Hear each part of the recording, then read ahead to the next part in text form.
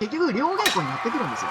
何か物事を極めようと思ったら、量をこなすしかないです。それが一番早いです。なんで、裏技なんかないんですよ。しっかりと量をこなしてください。まあ、僕の場合は、セミナー講師みたいなことをやってるわけですよ。セミナー講師としてより良い直感を養うために何をしたらいいか。経験がないジャンルにも触れてくださいってお伝えします。経験したことがないジャンルに触れるのに最も簡単なのは、間違いなく本を読むことでしょう。